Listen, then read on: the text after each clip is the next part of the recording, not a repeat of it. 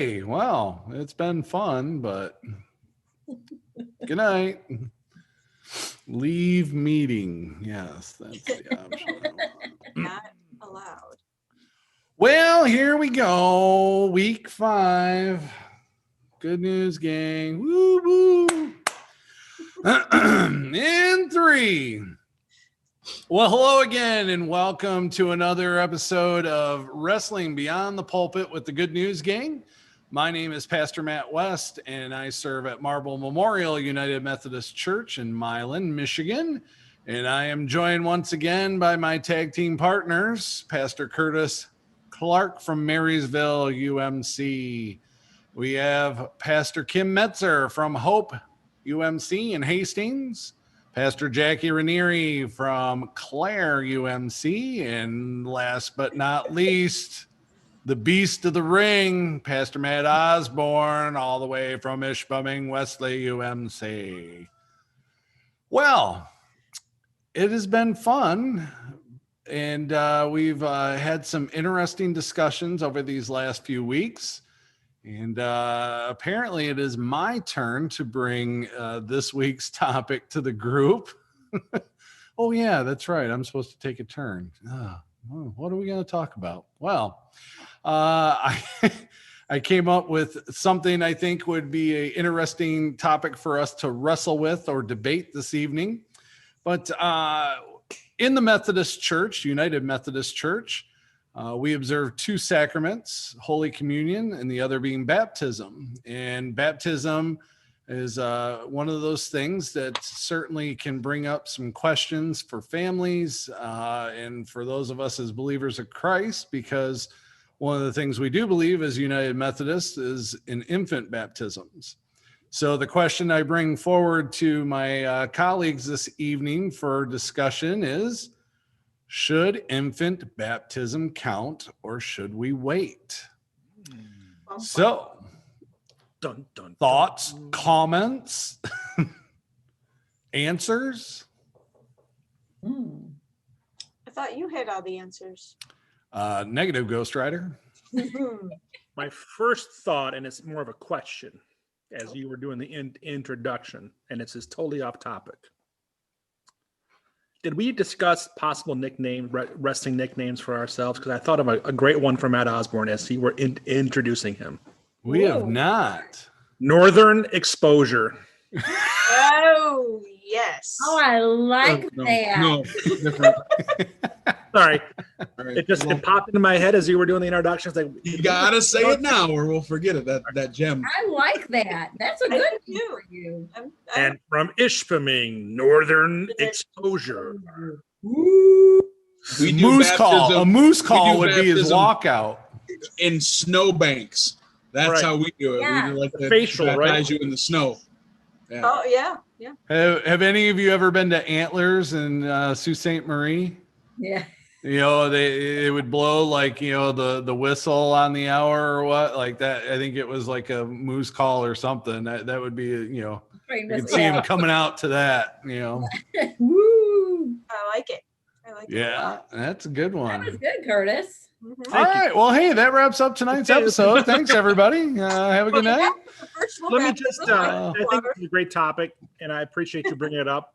Yeah. Because I think it is, as we have conversations with other clergy, both within our connection, and there's clergy within our connection who would have a very strong opinion one way or the other. But I have found more so with clergy, and even more so lay people outside of our connection who feel strongly against the idea of infant baptism. I think it's important just to kind of define what a sacrament is before anything else. As Matt said, we have 2 in the Methodist Church, and most Protestant churches recognize just communion and baptism as a sacrament. A sacrament, Merriam-Webster defines it as a Christian rite that is believed to have been ordained by Christ and that is held to be a means of divine grace or to be a sign or a symbol of a spiritual reality. And so if that maybe helps frame our conversation a bit more around this idea of the sacrament of baptism, Obviously, we're all well versed in baptism. We've written papers on it. We've preached on it. We've taught classes on it. I was, shared with you guys that, and I know Kim too, just wrote a paper on it. And I taught my confirmation class yesterday. We talked about communion and baptism. And so it's something that it's always fresh in our conversation. It seems like personally, I believe that we have both the spiritual or both a biblical and a cultural examples of and validation for infant baptism. And so I remember going through the mentor process, and we had, and maybe you guys remember, you had to interview a pastor and kind of ask him a bunch of questions. And I interviewed a colleague, a friend of ours, Jeff Nelson, and he said, Curtis, he says, he goes, just remember this. He says, Mary, bury, and baptism, anyone who asks you. And so I think, and I taught my group yesterday that yes, we're going to baptize babies, and we're going to allow the parents to speak for that on that child's behalf, just as I've spoken on my child's behalf to their doctor about things. When my child was 9 months old and they couldn't speak, I spoke for them at the doctor. And so I think in this instance of infant baptism, we can speak on the child's behalf, which is what we do. And so for me personally, I don't have a problem with it. I think again in that Acts 2, just before the Acts 2:42 church that we talked about a few weeks ago, we get the Acts 2:41 church, where it says many thousands were baptized, 3,000 were baptized. I'm gonna make an assumption, and I think it's a safe assumption that say within that 3,000, there were probably some babies and some children baptized. Sure. So. Well, just to offer some perspective too to the conversation, not growing up a United Methodist, when I entered the church, I remember seeing my first infant baptism and just kind of wondering like what was going on, because in the church that I grew up in, we blessed babies and you didn't get baptized until you were older. 8 was the age in which you could first consider, baptism. So, I mean, it was a little different, like going, what's he doing? You don't baptize babies, you bless them and then you wait and baptize them, so it was a different way of doing things for me than what I was accustomed to. And I mean, there are other churches that kind of follow that example, or I believe in the Catholic Church, it's a christening, with babies, but as United, but as United Methodists, we believe in allowing parents to have that right to speak on behalf of their child.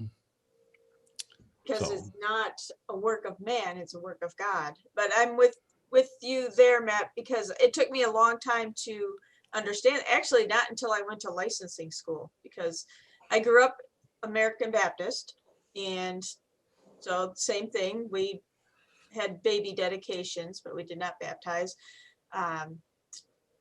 We also had an open communion table, and it was full immersion baptism. So not only was baptizing babies a foreign concept, but just the sprinkling of water was a foreign concept. I was immersion baptized at 10. I got dunked in a lake. Ooh, we had a baptismal that was way up high and had to wear a robe and all the things. But and I did that after I made the decision, walked down front to an altar call, and after some classes with the pastor, was baptized. So joined a United Methodist church, and I knew that they baptized babies. I wasn't concerned about that. I figured I could figure out I didn't even know the word theology at the time, but I could educate myself on why that was the thing to do. The only thing I wouldn't have been able to get past would be if the communion table was closed. That was a deal breaker for me. Grew up with an open communion table, and I know of some denominations that practice a closed communion table. or you have to be a member of that church. And even though I know their theology and reasoning behind it, I couldn't ever go that route, because Right. for me, it's an open table. Yep. And now that I've written some papers on infant baptism and learned the United Methodist theology around it, I'm totally on board with it. Pastor Matt or Pastor Jackie, care to weigh in? I had a couple things, but I sort of feel like because we just got done with the Super Bowl, I'd like to hand it back off to Kim and let her punch it in the end zone. Like, explain that. You said that I began to understand that theology. So for those people that are wrestling with this kind of jumping, what's that theology you came to understand? Because I think so many people that are wrestling with it right now, I think you're right. don't really understand where we're coming from. So they don't get it. So from you being on that other end where you didn't get it, and then there was kind of like, that epiphany moment, right? Where you started to understand it, started to get it, started to not just understand it intellectually, but started to make that your theology. When did that cross? Like, when did you go, I see, that means, does that make sense? So I'd like to hand it off to you and let you, Okay. you march this down the field while you punch in. I get to punch it in. So the United Methodist denomination, in all their wisdom, got together, or maybe Gail just did this on her own, but Gail Carlton Felton wrote a study guide called By Water and the Spirit on the United Methodist belief in baptism. But one line that I highlighted in there, the difference between the baptism of adults and that of infants is that the Christian faith is consciously being professed by an adult who is baptized. A baptized infant comes to profess her or his faith later in life after having been nurtured and taught by parents or other responsible adults in the community of faith. So there's still a profession of faith there. Just if you're of an age, like my son was baptized at 7, and I was offered the choice of speaking for him or allowing him to speak for himself. And I allowed him to speak for himself because he was 7. I felt, or no, he was 10. We were baptized at the same age. But before that line, she wrote this: there is one baptism as there is one source of salvation, the gracious love of God. The baptizing of a person, whether as an infant or an adult, is a sign of God's saving grace. It is not a movement of man to be baptized. It's a movement of God. And it is the grace of God being shown in that moment. And it doesn't matter the age of the person, and it doesn't matter the style. I mean, it could be immersion in a baptismal like I was, or in a lake like Matt was, or by the sprinkling of water on an infant like we do in our churches today. I don't know, maybe you all immerse your infants. We were taught that in licensing school, that we could do that, but I would find that really uncomfortable. So just knowing that the belief is a movement of God, and I feel that now, and it's very emotional for me to do a baptism. My first baptism was my daughter's best friend's son. I did make it through without breaking down, but just, I officiated their wedding, and then a couple of years later baptized their son. And those were just 2 very special moments for me. And it's because of the work of God in their lives that they happened. So the sprinkling of their tears was the sprinkling came from her eyes. Yeah. Yes, that was the baptism of why it was my tears. But yeah. But no, even doing adults, December 2019, we baptized 5 adults, four adults and a 4-year-old, I think. And still just as special, just because it was a work of God to get all of them to that moment. So. Jackie, we've yet to hear from you. Don't be so quiet. Yeah, absorbing everything everybody is saying. I was dedicated. I was non-denominational, and I had godparents, and and I think we call them sponsors through our churches, and And it's just, the old belief of, if anything were to happen to my parents and I was to go to one of my godparents. And it is just, kind of I was just thinking about that as we were all talking. And it's, is that the belief of today? You don't hear that in the vows that you will take this child if something happens and that, but back in the day, that's what, not with United Methodist, but non-denomination.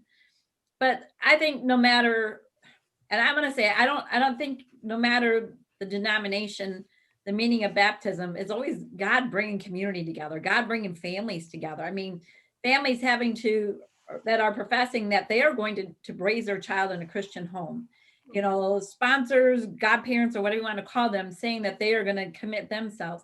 And you just think of the different denominations and you think of that, God's bringing family together. God's bringing community together. Even if being baptized as an adult, you're bringing community there. You're bringing a sponsor with you. And again, you're building community.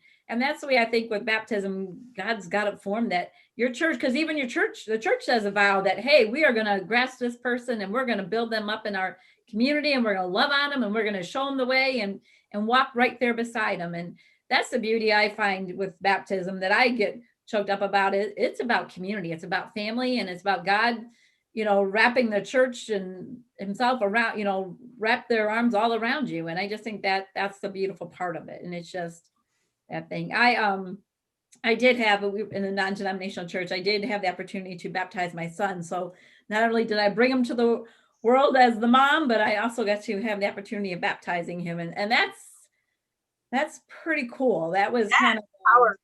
That was very powerful. And it was just, and I remember the words looking at him and saying, you are my son and you are an only child, but you leave here today a brother and sister to many.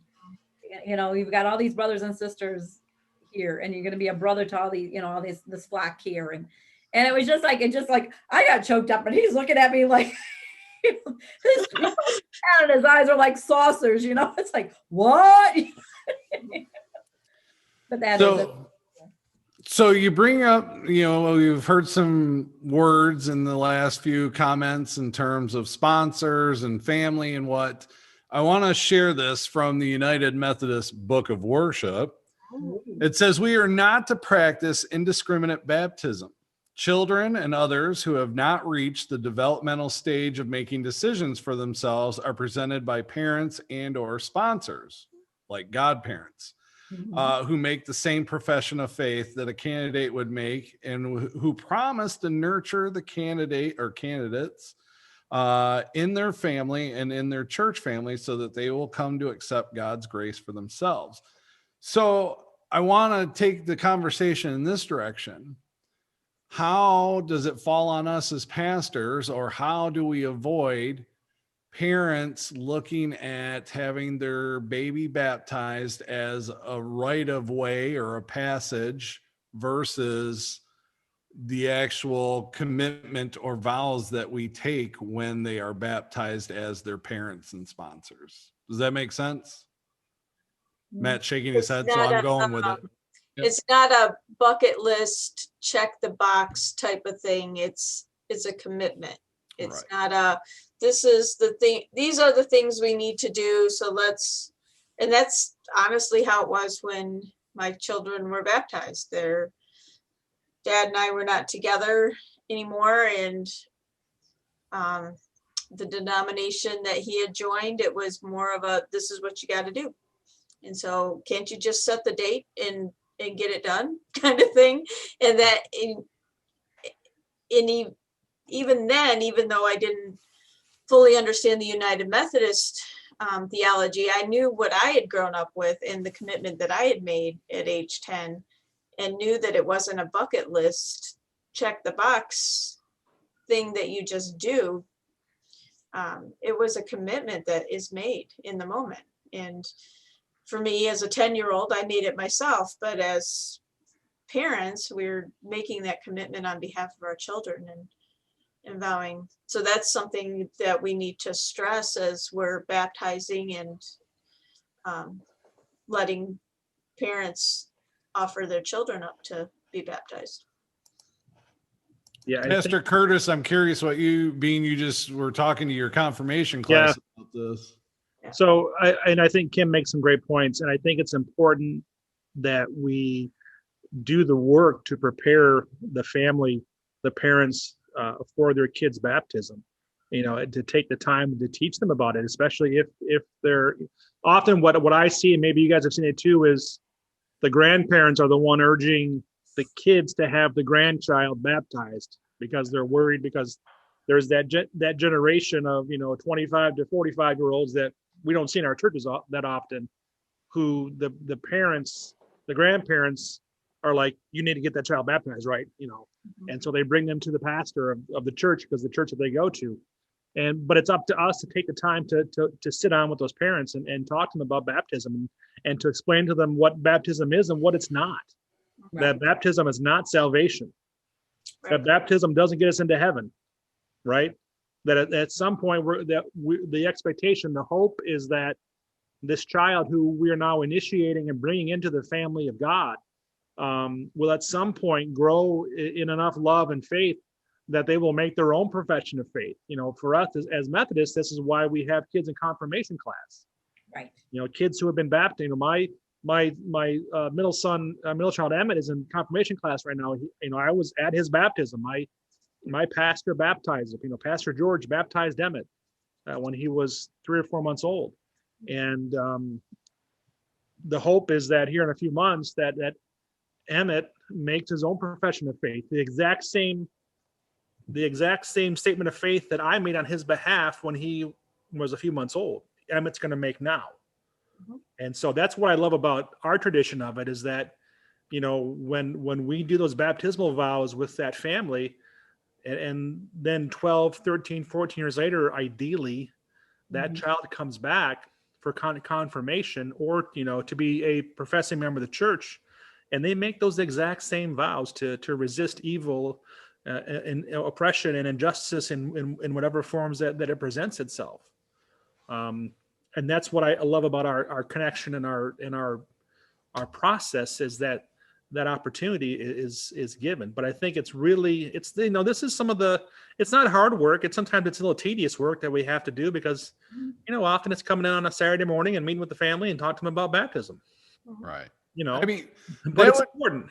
Right. Well, because that would be my one struggle, I guess, in regards to the original question, is like, are the parents doing it for the right reason? Right. Versus like, oh, we got to get our kid baptized. Like, to me, that's not what it's designed for, or Right. what it's meant for. And I'm sure we've all baptized babies and of families that we've never seen in our church again. Right. And you know what? That's between them and God. Yep, exactly. Right. Yep. My hope is that at some point they go back into a church. Mhm. Right. I agree with you there. Yes. Yep. Well, so let's maybe stay in that corner for a second, can we? Because I think we're not only wrestling with this conversation, but I think we're also trying to equip some of our listeners and our participants, those that are joining us, to help, equip them better to have a conversation, or maybe to give them the grace to maybe not draw a line in the sand and just say, hey, we got to be able to have a conversation, to wrestle with this a little bit. Okay, so I've been around enough water coolers, whether it's been outside our denomination or literally while a denominational meeting's going on, that there are some who have professed that, well, if they don't make some type of commitment, you know what I'm saying, or if there's no tangible thing, or if they don't come for 3 months in a row, or if they don't start tithing or something like that, then I don't do the baptism, because there is that commitment. So how do you speak to that friction of not withholding baptism, because who are we to withhold the sacrament, but also kind of in good conscience, kind of that sleep at night moment where you're like, no, they're going to make these promises and you can just see it on their face. They got a better thing to do. You know what I'm saying? And we're not going to see them. We don't. How do you wrestle with that and find peace with that when, we encounter that so often? I'm wondering if, Matt, that's a little bit of what you were asking. So you're saying, as pastors, how do we do that? Because we can hope and want, but I'm just going to say right now, a third of the baptism that I've done that have been infant, with almost 100% accuracy, I can tell you they're not coming back. Right. And I think that goes back to, this is a work of God. Mhm. And so we've just got to take it on faith that they're doing this in faith and will make the commitment. And even though we're pretty certain that they're doing it to check a box, they are still coming forward. They're still professing in the moment to raise this child in a Christian household. And I think we just have to take that on faith and trust that God will move through that movement and the seed will be planted. But and sometimes we've done it, or I don't know, I don't want to assume. I've done a very rare times when people are like out of state, because this is where like everybody in their family is, you know what I'm saying, or they're away for college, you know, whatever reason. But sometimes we do it truly in a community they don't live. So you're also kind of like the greater body. You're not necessarily the people taking the vows in those pews right now, you know, but on half of the Big C church, you know, that you'll be representing those. And that was my daughter's friend's son. They don't live in our community, but not going to church anywhere. And I am her pastor for all intents and purposes. Right. And just praying that, you know, she does get back into the church and establishes a relationship with a worshiping community where she lives. Because I think if we were to say no, could you imagine when God's like, you know what, you had that opportunity to plant that seed. Right. And you said no, just because you were worried about them not coming back. And it's like, you know, because I know a lot of churches, a lot of pastors do worry about, well, they're not going to come back. Why would I bother wasting my time doing that? Well, you planted the seed. You were that, you know, right. For that moment, you are their pastor. And who's to say, you know, down the road, they're going to still think of you as their pastor, the one that, you know, they came to and that. But yeah, I think that's really something, you know, and I do agree. It's between them and God and really us and God. I mean, you know, and, you know, but I don't want to say, you know, you have to do it. And if there's something you really got a gut instinct, like, oh, this just isn't right, then, you know, obviously, yes. And there's a difference there and we got to work it out that way. But I say for the, you know, that's our job.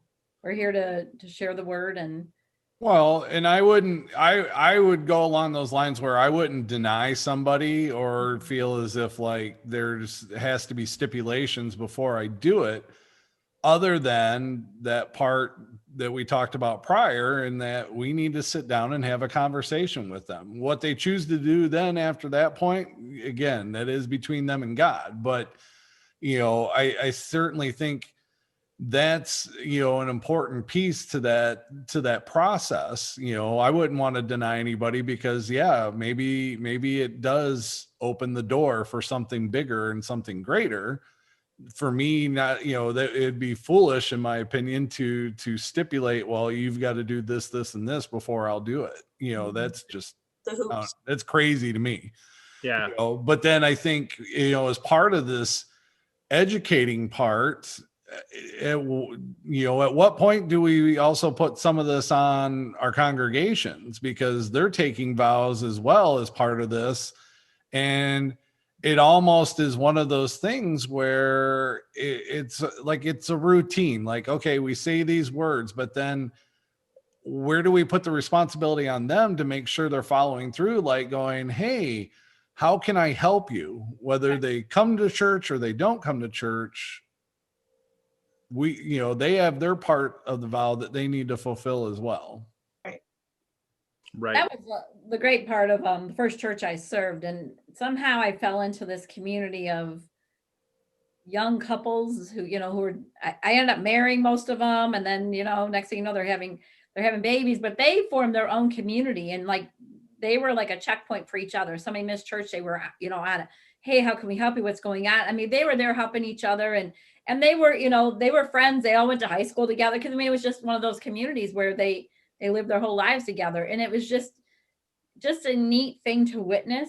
You know, it was just a cool thing to witness, I should say. And just watching them, you know, the kids end up being best friends. They're all going to school together, and then they're coming to church together, and they're going to, you know, Sunday school together. And it was just like, wow, what a cool thing. And that's how it should be. Exactly. And it's like, I mean, that's the way well, growing up in the church that I grew up in, I was the youngest one there, unless my cousins came, and then, you know, they were there, but I was the youngest. But it was still a community. I mean, it was like, you know, I never sat with my parents in church. I sat with everybody else, but it was just one of those things. Why am I not surprised? Other people get better candy is the thing. He's always been Jackie Wu. So maybe that's the failure in this process in terms of answering the question about whether an infant baptism counts or what is our failure to follow up, in terms of if a family doesn't return, how often do we reach out to them to be like, hey, how's it going? Or, hey, I'd like to invite you back. You know, is that a possibility too in this discussion? Absolutely. I Yeah. keep the mom of I keep the best friend on our mailing list, and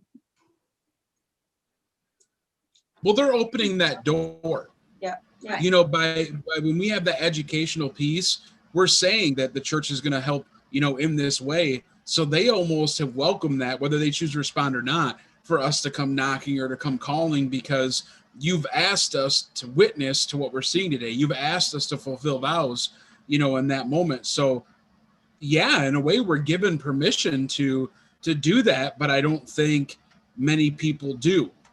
Right. Which is unfortunate, because at the same time, then you're asking the congregation members, so was that a hollow vow you made? Do you know what I mean? Well, Because you have a yeah. role in that. You're a witness to what's happening there. Well, witness there, that's on record, that means something. Well, and we certainly have to walk a fine line in the fact that we don't want people feeling like they walked into an art van and we're hovering over them all the Right. time, to get them Right. back to the church, but I think, like Kim said, you keep the address on file and you drop them a card every now and then. Obviously, through social media, you can keep in contact. I've had, when I was my time in my previous charge, I had the daughter of one of our members who, she got married in the church, and they lived out of town first, and then they moved back not into the town I was in, but a suburb. And as they had a family, she wanted her children to be baptized in the church that she grew up in. Mhm. And of course, I mean, again, I'm not going to say no. Yeah. And so that was she still saw that as her church. Mhm. And of course, I encourage her. Hey, you got a great church, because I know the pastor of the church you're in town with, and he's a good pastor. You should go see him. But they weren't ready at that point. Mhm. And for me, it comes back to this idea that baptism, like communion, it's a means of grace. Yep. And so there's no way, and God is way smarter than me and the parents having a conversation.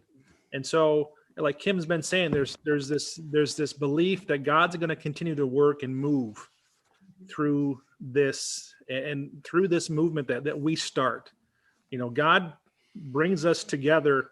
We simply are agents of performing this sacrament, but it's God who's doing all the heavy lifting. Yeah. We just get to celebrate it. And that's the really cool part. Cool.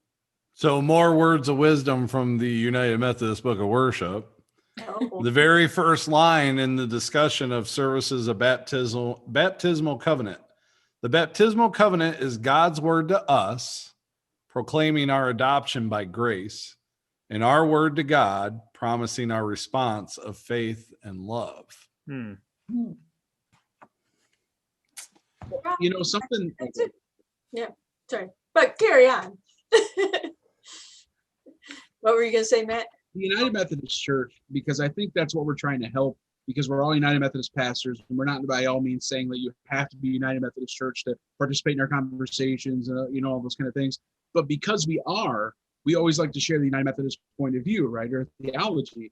And one of the things, like our banner statements, right, is our advertising slogan or something that, the United Methodist Church is open hearts, open minds, and open doors. And that's one of those moments when I go back to what Pastor Kim said, that her sticking point would be if there's a closed communion table.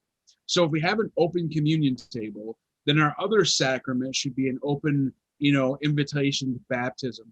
And I think that kind of gives a throwback to, do we really mean it? Is this an open door where anyone can come in and receive the sacraments, however they are?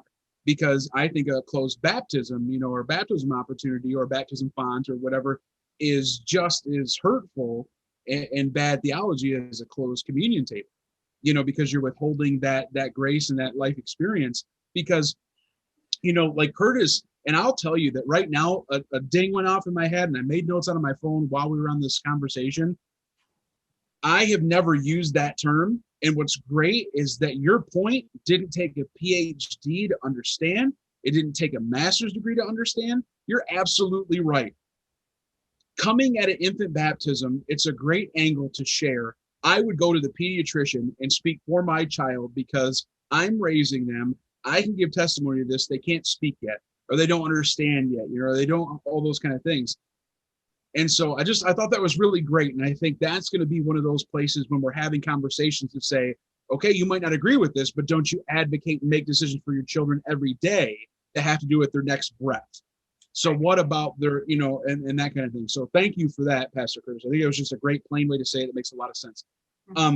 But also from that openness of, on one end, let me ask you this question, and I promise I'll tie it together, is, friends, do you subscribe or believe that God works through and for an atheist?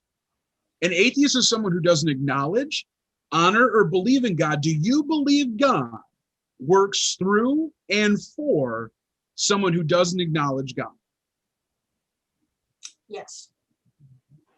So if that's true, then that same God is at work in an infant child who really hasn't even made up their mind of what they believe yet. But if God is at work with someone who absolutely whole body, mind, and soul refuses to acknowledge, honor, and worship God, you see what I'm saying?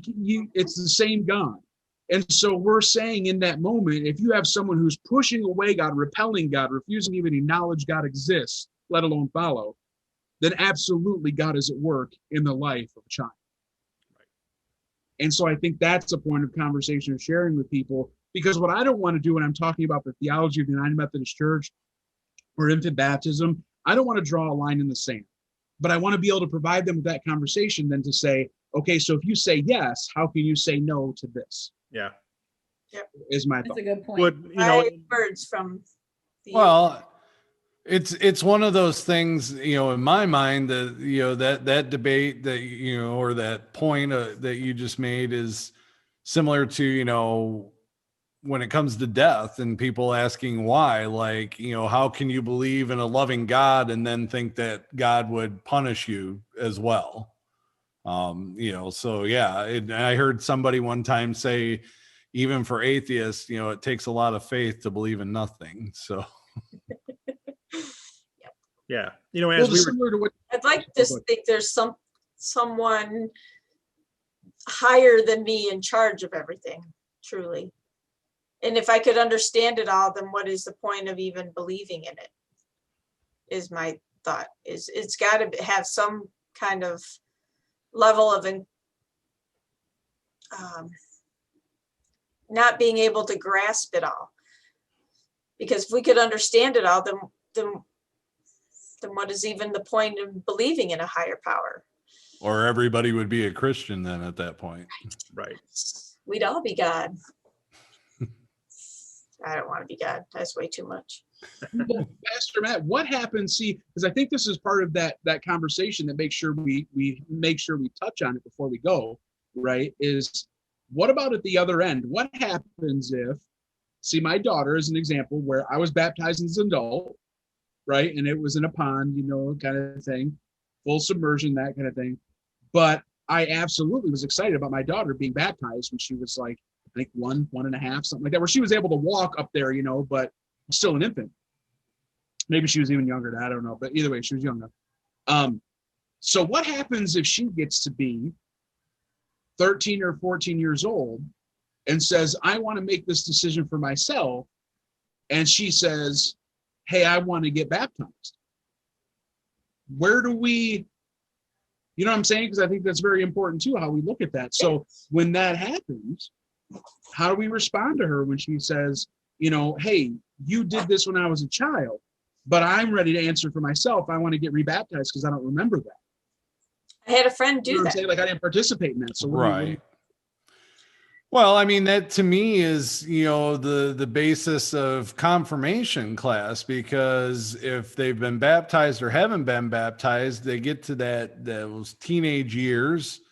We're talking roughly like 7th and 8th graders, that the hope is that they can make that affirmation of faith on their own, versus it once again being a rite of passage thing where the parents are like, oh, it's time for confirmation, got to do it, and then again, another scenario where we might not see them again. But my prayer as a pastor would be that I would totally encourage that child, because I've had kids go through confirmation where it's like, listen, you don't have to necessarily do this next step until you're ready. So just because mom and dad are saying, not trying to go against parents, but at the same time, this is supposed to be their decision. So, if they feel they're ready for it, or they completely understand what they're doing, then by all means, I'm going to let them make that decision. But if they're not quite at that place,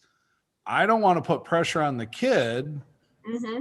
When this is what we have tried to, this is the point we tried to bring them to, is to make that decision themselves. Because if they've been baptized, they weren't able to, speak on their behalf. Their parents did when they were baptized as an infant. It's a teaching moment. But I have a friend who was baptized as an infant in the United Methodist Church. And then several years ago was rebaptized in a Wesleyan church because their theology was not around infant baptism, and she didn't feel like her baptism as an infant. And if you're watching, I hope I'm getting this right. I don't know that she'd be watching this, but and the way she was taught in her church was it didn't count because she was an infant, but she also didn't feel like she was raised in a Christian home, but not, I don't know, and not totally. And in some ways, because her parents divorced, it was felt like the church abandoned them because of that they weren't welcome back at the church. And so her being baptized as an adult, fully making that decision on her own and living her Christian life, was the true baptism for her. Mm-hmm. So I don't know how to, I wouldn't rebaptize someone in our church because I understand all the meaning around that, but I totally understand why she wanted that baptism. If it were my child, I would hope that they'd understand that they've been raised in a Christian home, and we could remember our baptism. I don't know if we could do immersion as a remembrance of baptism. Yeah, Topic for another podcast. I talked with our confirmation kids about this yesterday because they've been baptized, most of them as infants, and and I explained that as United Methodists, we don't rebaptize, that we recognize one baptism, and this is why, because at that first baptism, regardless of if you can remember it or not, God was present. Right. There was the presence of water. There was the presence of the Holy Spirit. God was there, and so to rebaptize would be to say that God wasn't present at that first baptism. And that's, for me personally, I've got a big theological issue with saying that God wasn't present. For someone to tell me that God wasn't present at my kid's baptism, when I was there, I heard the blessing, I heard the water, I saw the water, I saw it. Mm-hmm. And so if God's omnipresence was in that place, so that, that's why we can't rebaptize. And that's why even when we do those baptismal reaffirmations and remembering your baptism, it's, we're taught to, we take people right to the edge of baptizing them, but then we don't baptize them. Very specific wording, but those can be we throw the water powerful out. Yes. But, Matt Osborne and I had a friend who went to the Holy Land a few years back. And the opportunity is, to go to the Jordan River and for those who haven't been baptized, to get baptized. And our friend was like, man, as much as I wanted to do it, I knew that I had already been baptized and I had to respect. Yep. And so they were able to remember their baptism in a way that was somewhat symbolic. And I think we can do that, but it's, we have to be careful that we're not rebaptizing when we do that. Right. That's just my personal. Because remembering your baptism can be an absolutely powerful thing. It's not a written off like, oh yeah, I remember that. it can be just as powerful. I mean, as far as embracing that and sort of speaking for yourself of saying, you know, that I'm reaffirming these things in my life. You know, but I just don't think enough people have experienced that for whatever reason to be able to give a lot of authority to that, because I really don't think that many people experience it. Yeah, after we did the baptism of the infant, we celebrated communion, and the baptismal font was down on floor level, not on stage level, so that people could, pre-COVID, obviously, come up and after they took communion, you know, dip their hands in the water to remember their baptism. And I found that very powerful, and a lot of people did. Is, you know, this child had just been baptized with that water, and now we're dipping our hands. Ready. Yeah, it's ready. It's been blessed. It's consecrated. It's ready to be used for God's holy purpose, right? Yep. It's important, I think, too, that I had this experience two years in a row where we were doing that service, that you know, first or second Sunday in January, the baptism of the Lord Sunday, and we all as a church remembered our baptismal vows and made the offer that if there's someone who has never been baptized, and if you're ready, you've heard the message, you've heard the sermon on baptism, if you're ready to come forward. And 2 years in a row, someone came forward. You know, it was their first time in that church that morning, and it's like, again, that goes back to Kim, what Kim has been saying all night long. God was on the move. That was nothing I did. Right. I didn't send out a flyer in the whole town saying, hey, we're having open baptism on this Sunday. God moved, the Spirit moved that person to be in that sanctuary at 9:30 on that morning in January of 2018 and 2019. I did absolutely nothing except preach. That was it. And that's humbling. Yes, it is. And it again, that's when the church gets to celebrate that, wow, God is still moving. Mm-hmm. Mm-hmm. That's cool. It's just, you know, as everybody said, it is very powerful in remembering our baptism. I mean, for me, I was fortunate that my dad was the one who baptized me. And then my uncle and my grandfather were the ones that confirmed me. Wow. So, I mean, it means a lot to me when I have that opportunity to remember my baptism, you know, and I hope that, you know, others have that, you know, that same feeling or opportunity when we give that to them to, you know, to remember their baptism. Well, my friends, we could probably continue to go on and on this evening, and the discussion was certainly wonderful. I wasn't quite sure if we would get a whole episode out of it or where it would go. Good topic, man. Yeah. So thank you. I appreciate all of your input, and again, a great conversation, but I want to offer up a chance before we sign off tonight. If anybody's got any final thoughts they'd like to add to tonight's conversation. I'd just like to say, we just got done talking about remembering your baptism. That's not something that has to be done in a church.